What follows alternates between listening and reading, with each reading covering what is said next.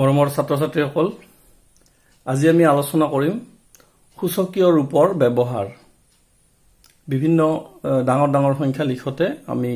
সূচকীয় ৰূপত লিখো, তাৰ বিষয়ে আমি আজি অলপমান চাম, আলোচনা কৰিম। ইয়াৰ আগতে আমি সূচক কি, ভূমি কি, ঘাত কি, সূচক আৰু ঘাতৰ কি পাৰ্থক্য সেই বিষয়ে আলোচনা কৰিছিলোঁ আগৰ এপিছডত।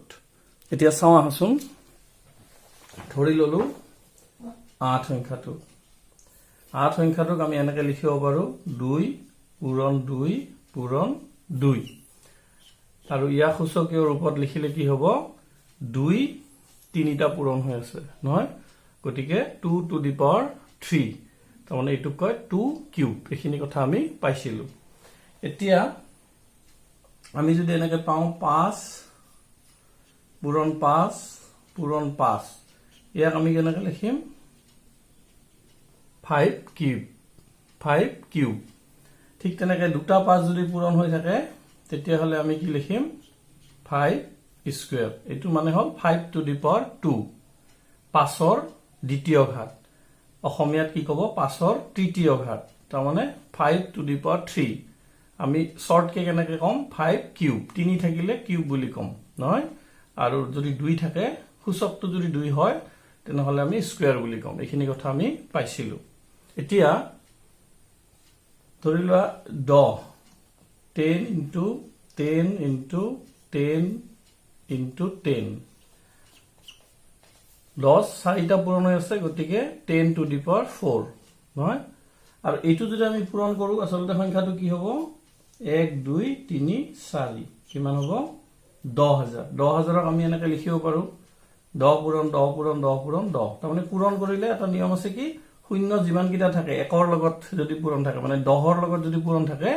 তেতিয়াহ'লে জাষ্ট শূন্য এটা বঢ়াই দিলে, শূন্যকেইটা বঢ়াই দিলে হ'ল। ইয়াত 10 আৰু 10 পূৰণ কৰিলে কি হ'ব? 10 পূৰণ 10। তেতিয়াহ'লে আমি কি 1 1 গুণ 1, আৰু বাকী দুটা শূন্য আছে ইয়াত লগাই দিলে হ'ল। এনেকে আমি পূৰণ কৰিব পাৰো সহজে। গতিকে 10,000 ইয়াত 4টা শূন্য আছে, গতিকে 4টা 10 হ'ব। গতিকে 10 to the power 4 আমি এনেকে লিখিব পাৰো।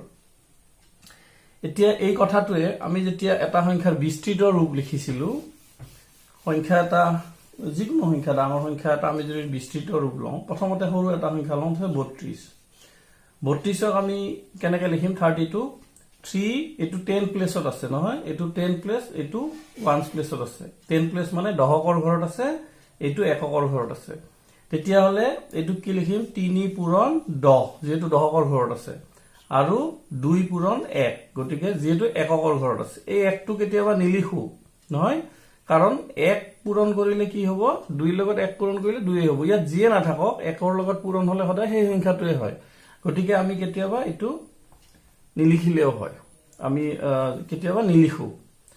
কিন্তু আমি যদি এককৰ ঘৰত দেখাব খোজো তেতিয়াহ'লে লিখিও দিব পাৰো, এইটো ভুল নহয়। এতিয়া এই কথাটো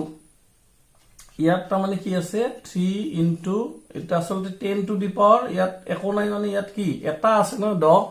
গতিকে 10 to the power 1, তাৰমানে 1টো আমি নিলিখো। যেতিয়া এটা থাকিব আমি নিলিখো। মই এনে আৰু এবাৰ ভাঙি দেখাইছো তাৰ মানে কি। আৰু এটা কথা মনত ৰাখিবা, 1 মানে হ'ল 10 to the power 0 লিখিব পাৰো। এইটো কথা মনত ৰাখিবা, যিকোনো এটা সংখ্যাৰ পাৱাৰ যদি 0 হয় তেতিয়াহ'লে 10 to the power 0, এইটো ভূমি, এই ভূমিৰ পাৱাৰটো ঘাতটো কিমান? 0। তাৰমানে একচুৱেলি এইটো যদি কয় সূচক, সূচকটো 0, তাৰমানে এইটোক লৈহে আমি ঘাত বুলি কম। এইটো কি 2 to the power 0। তেতিয়াহ'লে এই 0 যদি থাকে তেতিয়াহ'লে আমি কি কৰিম? 1 বহাম। এইটো কিয় হ'ল আমি পিছত আলোচনা কৰিম। যদি a থাকে, a to the power 0 কি হ'ব? এইটো 1 হ'ব, এই মানটো। গতিকে এইটো আমি 1ক আমি এনেকে লিখিব পাৰো 10 to the power 0।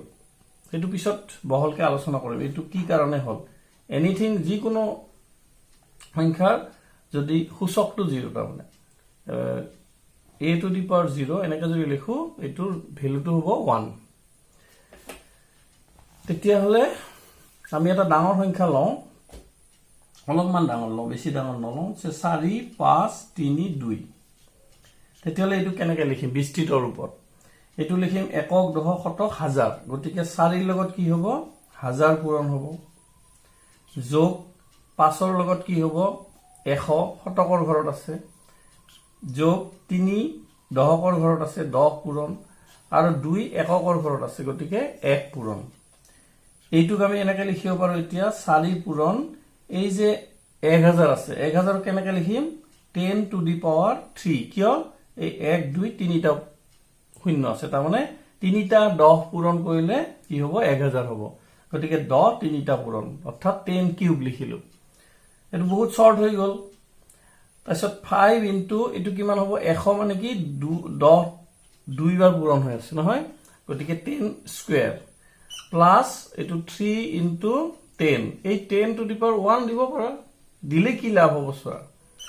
আৰু 2 টু দি পাৱাৰ কি দিছিলো 1 মানে হল 10 টু দি পাৱাৰ 0 এটো জাস্ট মনত ৰাখা কাৰণ তাৰ মানে 10 টু দি পাৱাৰ 0 মানে 1 এটো চোৱা এটো 0 1 2 পাৱাৰ বিলাক 0 1 2 3 10 to the power 0 10 to the power 1 10 to the power 2 10 to the power 3 এনেকৈ সিৰিয়ালি যাব বা ডাঙৰৰ পৰা যদি ভাবা 10 to the power 3 10 to the power 2 10 to the power 1 10 to the power 0 ঠিক আছে এটো মানে চাব পাৰি যে সিৰিয়ালি গৈছে না নাই আসলতে এটো কিন্তু 2 এৰ মানটো হল এটোৰ মান কিমান 10 টু দি পাৱাৰ 0 মানে 1 আৰু 2 1 যা কিমান 2 2 এক গুণ কিমান 2 গতিকে 2 লিখিলেও হয় ঠিক তেনেকৈ এটো 10 টু দি পাৱাৰ 1 মানে কিমান 10 গতিকে আমি কি লিখিলে হয় 3 ইনটু 10 লিখিলেও হয় এটো মানে আসলতে আমি এটোৱে লিখিম কিন্তু মই জাস্ট দেখাইছো যে 3 ইনটু আসলতে 10 টু দি পাৱাৰ 1 মানে এটা আছে এটা থাকিলে আমি নেদেখাও আৰু তেতিয়া অকল 10 লিখো এতিয়া আৰু অলপ এটা ডাঙৰ সংখ্যা লওঁ ধৰি ললো বহুত ডাঙৰ মানে আমি কোটিলৈকে যদি লিখো তেনেহলে 7 9 এফালে দিলো 8 5 4 3 2 1 আৰু এটা দিও 9 এই সংখ্যাটোক যদি আমি বিস্তৃতৰ ওপৰত লিখো কি লিখিম 8 পূৰণ এটো চোৱা একক দহ শতক হাজাৰ 10000 লাখ 10 লাখ কোটি 10 কোটি নহয় তেতিয়ালে কি হ'ব 8 পূৰণ কিমান হ'ব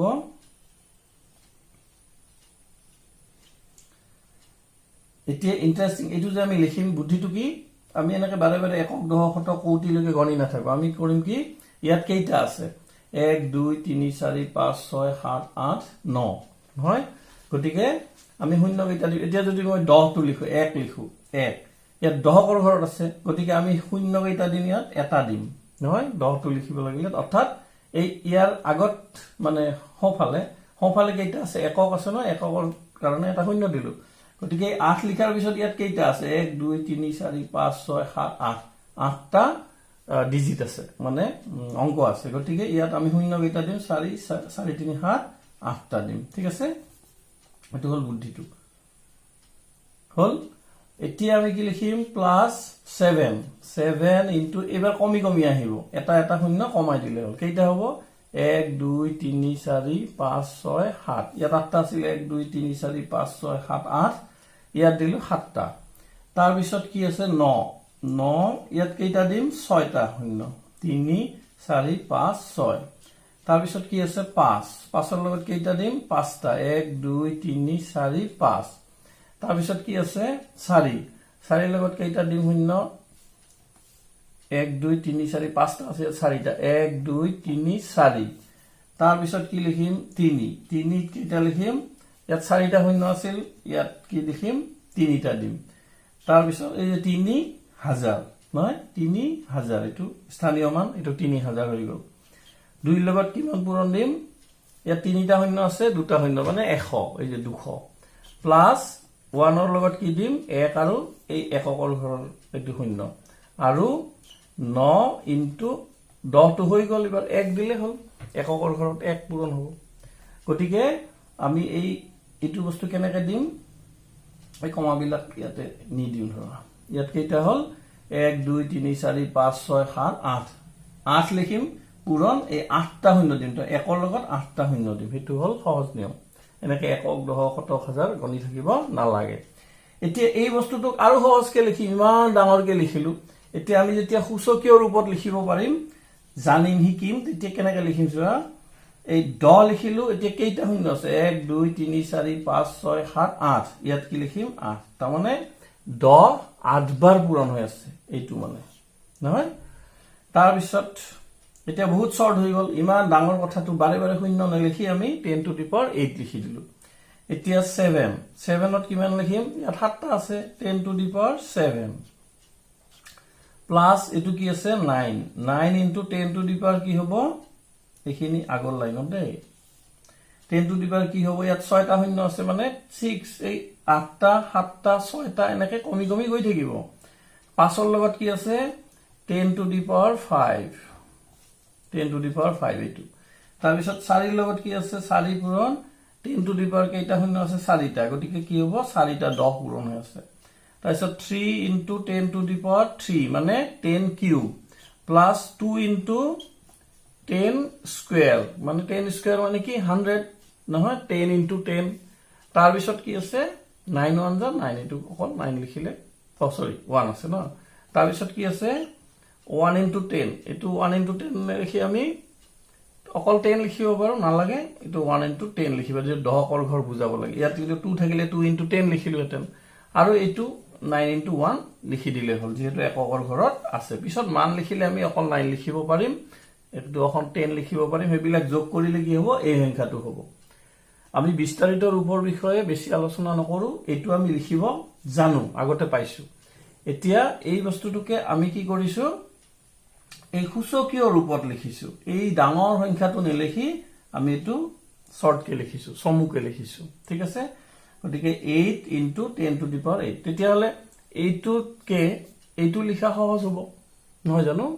গতিকে আমি ইয়াতে ব্যৱহাৰ কৰো সূচকীয় ৰূপ এনেকুৱা বিস্তৃত ৰূপ যেতিয়া এটা ডাঙৰ সংখ্যা লিখিম তেতিয়া আমি এই বিলাক সূচকীয় ৰূপত লিখো ঠিক আছে আৰু ক'ত লিখো এটো মছি দিও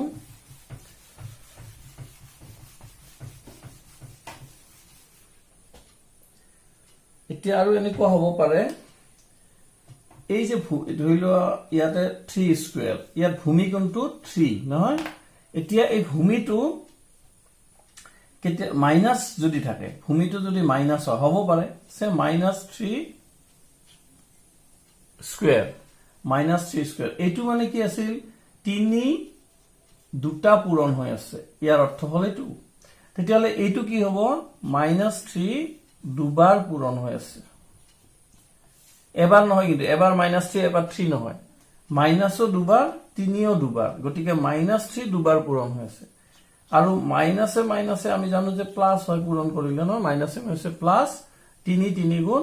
9 এইটোৰ आंसर কি হ'ব এই প্লাসটো আৰু নিনিও তেতিয়াহলে কি হ'ব 9 হ'ব এতিয়া মই আৰু এটা চাও যে -4 হোল স্কয়াৰ তেতিয়াহলে কি হ'ব এইটো -4 into -4 এতিয়া দুটা ব্ৰেকেট যদি থাকে ইয়াত একো চিহ্ন নাথাকে তাৰ মানে পূৰণ হৈ আছে এটো আৰু আমি পূৰণ চিহ্ন নিদিম ইয়াত মই দেখাইছো নিদিলেও কথা নাই এটো পূৰণ হৈ আছে বুজাব তো মাইনাসে প্লাস 4 4 গুণ কিমান হ'ব 16 ঠিক আছে এতিয়া যদি -2 টু দি পাৱাৰ 4 চাৰিটা ন কি হ'ব -2 into -2 into -2 into -2 মানে -2 কেইবাৰ পূৰণ হৈ আছে 4 বাৰ আচ্ছা তেনেহলে এটো মুছি দিও ইয়াত কিন্তু -3 টু দি পাৱাৰ 2 মানে স্কয়াৰ যেতিয়া লৈছো এই ভূমিটো মাইনাস হলেও কি হ'ব 9 উত্তৰটো কিন্তু প্লাসত ওলাইছে এইটো স্কয়াৰ থাকতে উত্তৰটো কি হৈছে প্লাসত এই কথাটো মনত ৰাখিম যে স্কয়াৰ আছে ভূমিটো মাইনাস আছিল তথাপি উত্তৰটো আমাৰ ভ্যালুটো কিমান ওলাইছে প্লাসত ওলাইছে এতিয়া এইটো বস্তু যদি চাও তেতিয়ালে কি হ'ব এই দুটা আগতে পূৰণ কৰি লও মাইনাসে প্লাস 2 দুগুণ 4 এই প্লাসটো নিদিলেও হয় জাস্ট বুজাবৰ কাৰণে দিছো এতিয়া এই দুটা যদি কৰো কি হ'ব মাইনাসে প্লাস 2 দুগুণ 4 আৰু এতিয়া প্লাস দুটা আছে তো প্লাসে প্লাসে প্লাস হ'বই এই 4 পূৰণ 4 কিমান হ'ব 16 অৰ্থাৎ এই 16 টো প্লাস এনেকে যদি আমি কৰি চাও আচ্ছা মই আৰু এটা চাও -1 into -1 নহয় তাৰ মানে -1 হোল স্কয়াৰ যদি থাকে তেতিয়ালে কি হ'ব -1 into -1 এটো মাইনাসে প্লাস 1 1 যা 1 1 গুণ কিমান 1 এটোৰ উত্তৰ কি হ'ব 1 যোগ হ'ব নহয় গটিকে দুটা চাৰিটা ইবিলাক থাকিলে কি হয় যোগ দেখা পালো এতিয়া যদি মই তিনিটা লও যদি -1 কিউব লও তাৰ মানে কিমান হ'ব -1 ইনটু -1 ইনটু -1 প্ৰথমতে এই দুটা পূৰণ কৰো মাইনাসে মাইনাসে প্লাস 1 1 গুণ 1 এটু থাকি গল এইবাৰ কি হ'ব প্লাসে মাইনাসে মাইনাস 1 1 যা 1 1 1 গুণ 1 নহয় এটু পূৰণ হলে কি হয় আমি আগতে পাইছো এনেকে শৰ্টকাট প্লাসে মাইনাসে মাইনাস 1 1 গুণ 1 তাৰমানে এটা বস্তু দেখা পালো যে যদি সূচকটো কি হয় সূচকটো যদি ইয়াত 3 হৈছে তেতিয়ালে ইয়াত কিন্তু ভ্যালুটো মাইনাসত ওলাইছে ইয়াত 4 হওঁতে কিন্তু উত্তৰটো প্লাসত ওলাইছিল কি ওলাইছিল 16 প্লাস 16 প্লাস তাৰপিছত -3 স্কয়াৰ যেতিয়া কৰিছিল তেতিয়া কি হৈছিল -3 হোল স্কয়াৰ যেতিয়া কৰিছিল তেতিয়া উত্তৰটো প্লাসত ওলাইছিল 9ত ওলাইছিল তাৰমানে এইটো কথা কৈছো এইটোৰ উত্তৰ কিমান ওলাইছিল 9 এটো প্লাসত ওলাইছিল -4 স্কয়াৰ এটো কি হৈছিল প্লাসত ওলাইছিল কিন্তু -1 কিউব যেতিয়া দিলো 3 দিলো তেতিয়া কি হ'ল -1 ওলাল তাৰমানে মাইনাসত ওলাল আনসাৰটো আৰু এটা চাও সে -2 হোল কিউব এটো কি হ'ব -2 -2 তেতিয়া হলে এই দুটা আগতে কইলে কি হ'ব মাইনাস মাইনাস প্লাস 2 দুগুণ 4 আৰু এটো থাকি গল এতিয়া পূৰণ কৰিলে কি হ'ব প্লাসে মাইনাসে মাইনাস 4 দুগুণ 8 তাৰমানে এটো 3 যেতিয়া হল এটো আনসাৰটো কি হল মাইনাসত ওলাল কি কাৰণে ওলাল কাৰণ এই জোড়াটো এটা জোড়া যেতিয়া থাকিব তেতিয়া এই মাইনাসে মাইনাসে প্লাস হ'ব আৰু এটা যেতিয়া বেজৰ থাকিব সেই বেজৰটো প্লাস আৰু মাইনাসে মাইনাস হ'ব গটিকে দেখা যায় যে তিনিটা থাকিলে মাইনাস ওলায় আনসারটো এতিয়া আমি যদি 5টা লওঁ -2 to the power 5 এটু মানে কি -2 into -2 into -2 into -2 into -2 পাঁচটা এতিয়া এই এটা জোড়া আৰু এটু অকলে থাকি তেতিয়া হলে জোড়া হলে কি হ'ব মাইনাস মাইনাস প্লাস এই জোড়াটোৰ মাইনাস মাইনাস প্লাস আৰু এটু অকলে থাকিল তেতিয়া হলে এই প্লাস প্লাস এটু প্লাস হ'বই কিমান হ'ব 4 4 গুণ 16 এটু প্লাসত হল এই মানবিলাক যিয়ে নহক অকল এই চিন বিলাক আমি যদি চিন্তা কৰো তেতিয়া হলে কি হ'ব 16 দুগুণ 32 এটু মাইনাস হৈ গল কি কাৰণে মাইনাস হল 5টা থাকা কাৰণে মাইনাস হল 3টা থাকা কাৰণে আমি দেখা পালো মাইনাস হল তাৰ কাৰণ এই এক জোড়া হোৱাৰ লগে লগে প্লাস হৈ যাব মাইনাস মাইনাসে প্লাস আৰু এজোৰ হলে এটু প্লাস হ'ব এই যে এটা বেজোৰ থাকি গল এটা যে এক্সট্ৰা থাকি গল সেইটোৰ মাইনাস থাকি গল নহয় গটিকে এই মাইনাসটো আগৰ প্লাসৰ লগত প্লাসে মাইনাসে কি হ'ব প্লাসে মাইনাসে মাইনাস চিন হৈ যায় এতিয়া তেনেহলে আমি কি পালো যদি ভূমিটো যদি যিকোনো এটা সংখ্যাৰ ভূমি মাইনাস হয় আৰু সূচকটো যদি কি হয় জোৰ হয় 2 হ'ব পাৰে নাইবা 4 হ'ব পাৰে নাইবা যিকোনো হ'ব পাৰে 8 হ'ব পাৰে জোৰ সংখ্যা তেতিয়া হলে এইবিলাকৰ উত্তৰ মানটো যিয়ে নহওক আগত কি হ'ব সদায় প্লাস হ'ব এটো ভ্যালুটো তাৰ মানে কি ওলাব প্লাস পজিটিভ ওলাব হল যদি এইবিলাক ইভেন নাম্বার হয় বা যুগ্ম সংখ্যা হয় কিন্তু এইটো সংখ্যাৰে যদি সূচকটো ভূমি মাইনাস আছে সূচকটো কি আছে সূচক হল অযুগ্ম সংখ্যা তেতিয়া হলে ই মানটো যিয়ে নোলাওক মাইনাস ওলাব -2 to the power 5 কি হ'ব এটু মাইনাস ওলাব ভ্যালুটো যিয়ে নহওক ভ্যালুটো মই বহুৱা নাই কিন্তু এটু মাইনাস ওলাব ভ্যালুটো ঠিক আছে তেতিয়া হলে আমি এটা বস্তু পালো যে ভূমি যদি মাইনাস হয় এতিয়া আমি যিকোনো সংখ্যা হ'ব ইয়াত ভূমিটো যদি মাইনাস হয় ইয়াৰে যদি সূচকটো অযুগ্ম সংখ্যা হয় তেনেহলে কি হ'ব সদায় এটু মাইনাস হ'ব ভ্যালুটো a কিউব এটু মাইনাস হৈ যাব কিন্তু যদি প্লাস হয় তেতিয়া হলে a to the power 4 এটু মাইনাস থাকিলেও এই যে এটু যুগ্ম সংখ্যা গতিকে এটু কি হ'ব প্লাস এই প্লাসটো কিন্তু আমি নেলেখো নহয় প্লাস হলে আগত লিখি লাভ নাই এটু একো নিলিখা মানে প্লাস ধনাত্মক সংখ্যা এটু ঋণাত্মক মান ওলাই যাব এই কথাটো আমি পালো গতিকে আমি এনেকে লিখিব পাৰো যে এনেকে এটো যদি যুগ্ম হয় যুগ্ম ইভেন নাম্বাৰ তেতিয়াহলে এই ভ্যালুটো যি হয় হ'ব এইখিনি কিন্তু ইয়াৰে এটো কি হ'ব প্লাস হ'ব চিনটো নহয় আৰু যদি এটো অযুগ্ম হয় তেনেহলে এই ভ্যালুটো যি হয় হ'ব ইয়াতে কিন্তু এটো কি হ'ব বিয়োগ হ'ব ঋণাত্মক হ'ব এই মানটো আৰু এটো হ'ব ধনাত্মক এইখিনি কথা পালো এতিয়া আৰু এটা গণিতৰ কথা আমি আলোচনা কৰো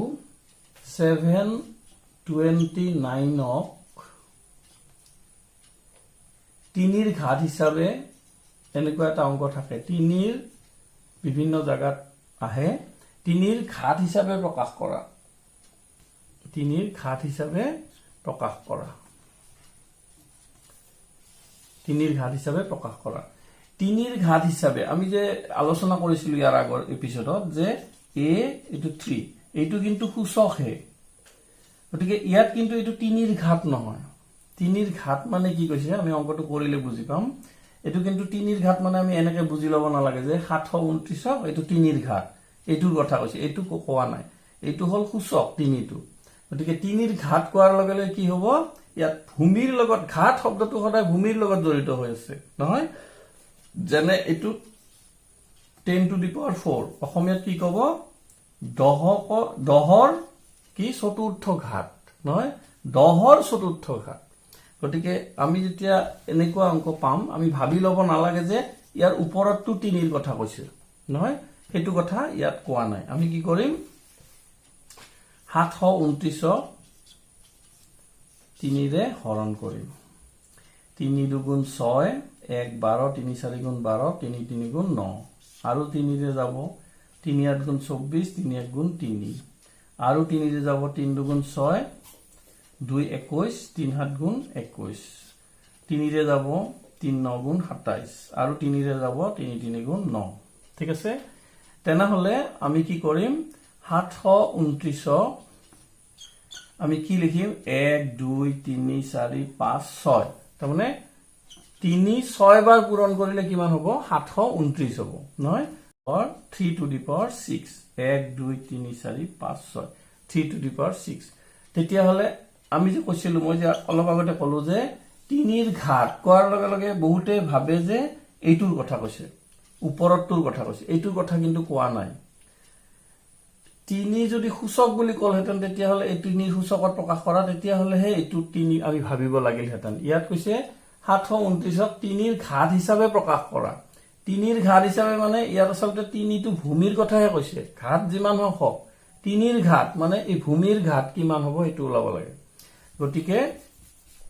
3 টো ইয়াত আমি ভাবিব লাগে যে ভূমিহে হ'ব এই বস্তুটো ভুল হয় কাৰণে ইয়াৰ আলোচনা কৰিলো 729 ক 3 ৰ ঘাত হিচাপে প্ৰকাশ কৰা যদি দিয়ে আমি ভাবি লব নালাগে যে ইয়াৰ এইটো ওপৰৰ সংখ্যাটো ইয়াত যি নহওক এইটো 3 বুলি ভাবি লব নালাগে কিন্তু বহুতে ভাবে এই কথাটো ইয়াতে কলো যে 3 ৰ ঘাত হিচাপে প্ৰকাশ কৰা যদি হয় তাৰ মানে ইয়াক ভাঙি ভূমিটোহে 3 হ'ব ইয়াৰ সূচকটো কি হয় হেতু আমি ওলাব লাগিব আৰু এনেকে প্ৰকাশ কৰিব লাগিব ঠিক আছে এই কথাটো আলোচনা কৰিলো যেহেতু ভুল হয় বহুত লৰা ছোৱালীৰ ভাবাত ভুল হয় বুজাত ভুল হয় তাৰ পিছত আমি আৰু এটা কথা আলোচনা কৰিব পাৰো হেতু হল এনেকে দিয়ে কিছুমান কিতাপত প্ৰশ্ন থাকে 8000 মৌলিক 8000 মৌলিক সংখ্যাৰ ঘাতৰ পূৰণফল হিচাপে প্ৰকাশ কৰা পূৰণফল ৰূপে প্ৰকাশ কৰা ঠিক আছে সেই একে কথা আগৰ অংকটোৰ লগত 8000 ক মৌলিক সংখ্যাৰ ঘাত গতিকে ভাবি লব নালাগে যে কিবা এটা সংখ্যা হ'ব ভূমিটো সূচকটো মৌলিক সংখ্যা হ'ব বুলি কোৱা নাই নহয় ঘাত দেখিলে ঘাত আৰু সূচক বহুত জায়গাত একে যেন লাগে সেই কাৰণে আগৰ এপিসোডত আমি ঘাত আৰু সূচক যে বেলেগ সেই কথাটো আলোচনা কৰিছো আৰু এই অংকটোৰ ক্ষেত্ৰতো লৰাছালী কি ভাবে যে এইটো ঘাত কোৱাৰ লগে লগে এইটো বুলি ভাবে সূচকটো সেইকাৰণে এই কোৱেশ্চনটো আলোচনা কৰিলো যে 8000ক মৌলিক সংখ্যাৰ ঘাতৰ পূৰণফল ৰূপে প্ৰকাশ কৰা। এই অংকটোক আমি কি কৰিম, 8000ক আমি মৌলিক সংখ্যাৰে হৰণ কৰি যাম, সে 2 যাব। 2 এটা মৌলিক সংখ্যা, 2 4 গুণ 8 0 0 0, 2 2 গুণ 4 0 0 0, 2 रे 1000, 2 5 গুণ 10 0, 2 2 2 গুণ 4 2 5 গুণ 10 0, 2 কিমান হ'ব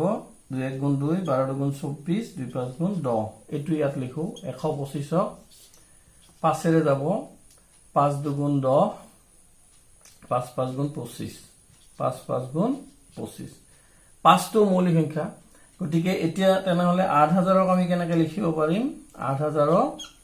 2 কেইটা আছে 1 2 3 4 5 6, গতিকে 2 টু দি পাৱাৰ 6 ইনটু এইটোটো পূৰণ আছে, এই গোটেই কেইটা পূৰণ কৰিলে কি হ'ব 8000 হ'ব।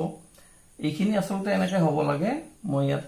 নুজুৰে কাৰণে ইয়াত লিখিছো, ঠিক আছে। ইয়াত এনেকৈ হ'ব 5 25 আৰু 5, এই বস্তুটো একে লাইনতে হ'ব। এইখিনি উঠিছে নে? গতিকে ইয়াত কি হ'ব 5 কেইটা আছে পূৰণ হয় 3টা, তাৰমানে 1 2 3 4 5 6, 2 আছে 6টা, গতিকে 2 টু দি পাৱাৰ 6 ইনটু পূৰণ 5 কেইটা আছে 3টা, 5 কিউব। গতিকে আমি 8000ক এনেকৈ লিখিলো।